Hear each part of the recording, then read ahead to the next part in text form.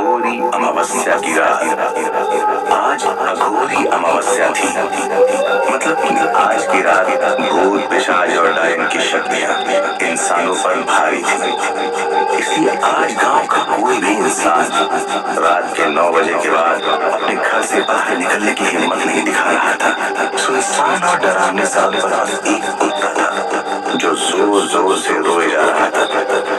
अभी पायल की झुमझुम के साथ किसी ने उस गली में कदम रखा और एक झटके में कुत्ता चुप हो गया, क्योंकि वो जो कोई भी थी उसने अपने तलवार जैसे लंबे और तेज नाखून को कुत्ते के सर के आर पार कर दिया। कुत्ते के सर से टपकता हुआ खून बहता हुआ खूंटे से बंधे हुए नीले गोपी के पास पहुंचा और पता नहीं गोपी को क्या हो गया। गोपी ने एक छलांग में बंधी हुई रस्सी तोड़ दी और उसने जंगल की ओर दौड़ लगाई। बाहर हो रही हलचल को सुनकर छोटा अखिल अपने घर से बाहर निकल आया। गोपी को जंगल की ओर भागता हुआ देखकर अखिल भी गोपी के पीछे भागा। गोपी रुक जाओ, कहाँ जा रहे हो? वहाँ जंगल की ओर मत जाओ, जंगल में जाना मना है। लेकिन गोपी अपने आप नहीं कहा था। गोपी ने एक और तेज छलांग लगाई और जंगल की सरहद पर लगा बोर्ड गिरा दिया जिस पर लिखा था ऐ स्त्री तू कल आना। उसी समय जंगल में अलग अलग हिस्सों से हजारों डायनाकारी साड़ी पहने अपने माथे पर इंसानी खोपड़ी लिए जंगल के बीचों बीच मैदान में जमा होने लगी। मैदान के सेंटर में जैसे क्रिसमस ट्री लगाया जाता है वैसे ही हड्डियों का ढेर रखा गया था और उस ढेर के ऊपर एक इंसानी खोपड़ी थी। तभी डायनों की डायन मुखिया डायन आगे आई और उसने हवा में छलांग लगाते हुए इंसानी खोपड़ी की आंखों के भीतर जलते हुए कोयले भर दिए।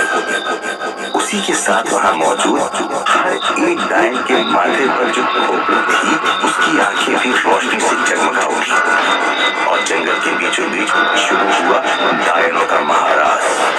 कमर मटकाती हुई, हाथों से ताली बजाती हुई और माथे पर जगमगा रही खोपड़ी को बैलेंस करती हुई डायने गा रही थी।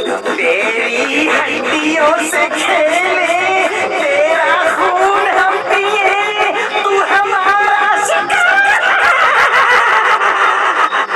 जितनी तेज गति से डायने घूमे जा रही थी उतनी ही तेज गति से गोपी जंगल के मैदान की ओर बढ़ जा रहा था और गोपी के पीछे अखिल। गोपी रुक जा, घर चल। देख, जंगल में इस समय जाना ठीक नहीं है। माँ कहती है अघोरी अमावस्या की रात जंगल में डायने घूमती है, हमें वहाँ नहीं जाना चाहिए। पर बेचारे अखिल को कहाँ पता था कि ये सारा खेल डायनों का ही रचाया हुआ है। गोपी तो झाड़ियों से कूदता हुआ छलांग लगाता हुआ बस भागे जा रहा था। गोपी ने एक और छलांग लगाई और गोपी महाराज कर रही डायनों के बीच जा पहुंचा। गोपी को पकड़ने के चक्कर में आओ देखा न आओ अखिल ने भी गोपी के पीछे पीछे छलांग लगा दी। गोपी की छलांग के कारण हड्डियों का ढेर गिरा और चलते कोयले वाली खोपड़ी ठटक ठटक करती हुई नीचे आ गई और चलते कोयलों ने चारों ओर आग फैला। गोपी तो भाग निकला पर अखिल डायनों के बीच फंस गया। अखिल को देखकर सारी डायने और जोश से महाराज करने लगी और गाने लगी। तेरा ताजा ताजा खून, तेरा नरम नरम मांस, आज आएगा मजा। तेरी हड्डियों से खेले, तेरा खून हम पिए, तू हमारा शिकार।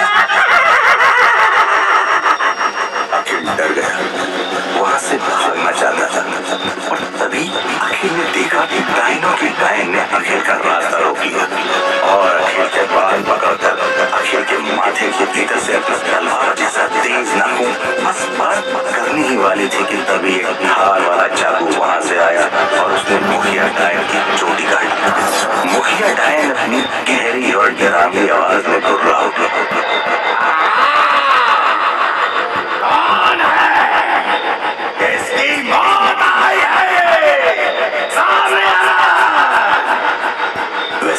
मुखिया डायन अब चिल्लाने के अलावा कुछ और कर भी नहीं सकती थी, क्योंकि वार करने वाला अच्छे से जानता था कि डायनों की ताकत उसकी चोटी में होती है। मुखिया डायन चिल्ला उठा, लेकिन मुखिया डायन की धमकी का कोई असर नहीं हुआ, बल्कि एक हाथ आगे आया आया और उसने मुखिया डायन की चोटी में आग लगा दी। इस